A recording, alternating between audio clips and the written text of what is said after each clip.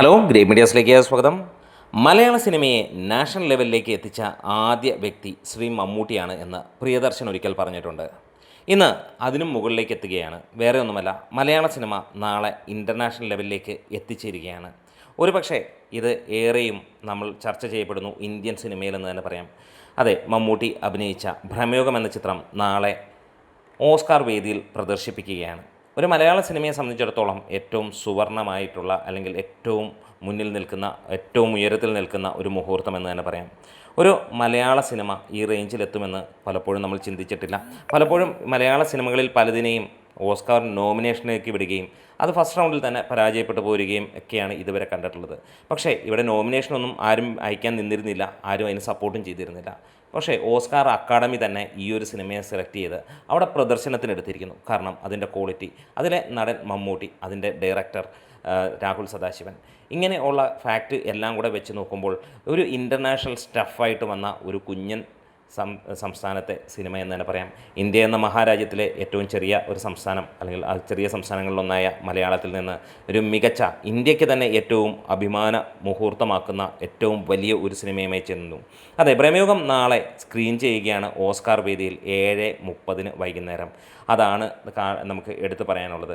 എന്തുകൊണ്ട് ഇത്രത്തോളം മലയാളികൾക്ക് സന്തോഷിക്കാനുള്ള ഒരു നിമിഷം എന്ന് പറഞ്ഞു കഴിഞ്ഞാൽ, ഇതുവരെ ഒരു മലയാള സിനിമയ്ക്ക് അങ്ങനെ ഒരു മുഹൂർത്തം ഉണ്ടായിട്ടില്ല എന്നുള്ളതും, അതുപോലെ തന്നെ ഈ വർഷം ഇന്ത്യൻ സിനിമയിൽ നിന്ന് പോലും വേറെ ഒരു ചിത്രവുമില്ല. 11ഓളം സിനിമകളാണ് ഈ ഒരു കാറ്റഗറിയിൽ അവിടെ പ്രദർശിപ്പിക്കുന്നത്.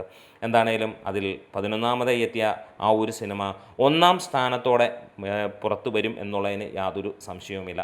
കാരണം അതുതന്നെയാണ് ഭ്രമയോഗം. ഭ്രമിപ്പിച്ച് മലയാളത്തിനെ മാത്രമല്ല ലോക സിനിമയും ഭ്രമിപ്പിക്കുന്നു എന്ന് തന്നെ പറയാം. എന്തായാലും മലയാളത്തിൻ്റെ പൊട്ടൻഷ്യൽ അവർ അറിയാൻ പോവുകയാണെങ്കിൽ ലോക സിനിമ ഒരിക്കൽ കൂടി അറിയാൻ പോവുകയാണ്. പലപ്പോഴും മലയാള സിനിമ അങ്ങനെ തന്നെയാണ്.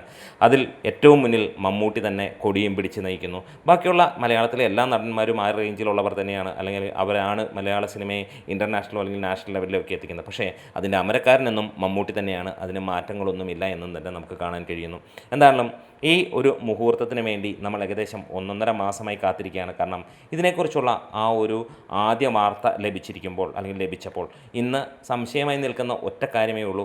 പ്രത്യേകമായിട്ടുള്ള ഒരു ഇൻവിറ്റേഷൻ മമ്മൂട്ടിക്കും അതേപോലെ തന്നെ ഇതിൻ്റെ ഡയറക്ടർക്കും വന്നിട്ടുണ്ട്. ഇവരവിടെ പോകുമോ എന്നുള്ളൊരു കാര്യം തന്നെയാണ് ഏറെയും ആരാധകർ ഇന്ന് ചർച്ച ചെയ്യുന്നത്. അതിനെക്കുറിച്ച് വ്യക്തമല്ല കാരണങ്ങളൊന്നും, അല്ലെങ്കിൽ കാര്യങ്ങളൊന്നും എന്ന് തന്നെ പറയാം. എന്താണേലും ഈ ഒരു സിനിമ നാളെ പ്രദർശിപ്പിക്കുമ്പോൾ ആരാധകരെ സംബന്ധിച്ചിടത്തോളം മനസ്സിലൊരു തുള്ളിച്ചാട്ടവും, ഓരോ മലയാളിയെ സംബന്ധിച്ചിടത്തോളം ഇതൊരു അഭിമാന മുഹൂർത്തവും, എതിരാളികളെ സംബന്ധിച്ചിടത്തോളം അവർക്കും സന്തോഷിക്കാനുള്ള ഒരു മുഹൂർത്തവുമാകുന്നു. എന്താണേലും ഒരു കാര്യം ഉറപ്പിക്കാം, ഇത് മലയാളത്തിൻ്റെ ഏറ്റവും വലിയ മുഹൂർത്തമായി ഇന്ന് വരെയുള്ള കാലത്ത് എന്ന് തന്നെ പറയാം.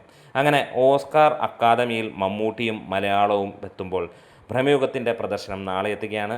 ഇതിൽ സന്തോഷിക്കുന്നവർ തീർച്ചയായും നിങ്ങൾ കയ്യടിയോടെ കമൻസിലേക്ക് വരാം. ഇതിനകത്തിൽ വിഷമിക്കുന്നവരുണ്ടെങ്കിൽ നിങ്ങൾക്കും അതിനകത്തിൽ പങ്കുചേരാം, നിങ്ങൾക്കും കമൻസ് ഇടാം. വീഡിയോസ് ഇഷ്ടമെങ്കിൽ സപ്പോർട്ട് ചെയ്ത് തരാം ഗ്രേറ്റ് മീഡിയാസ്.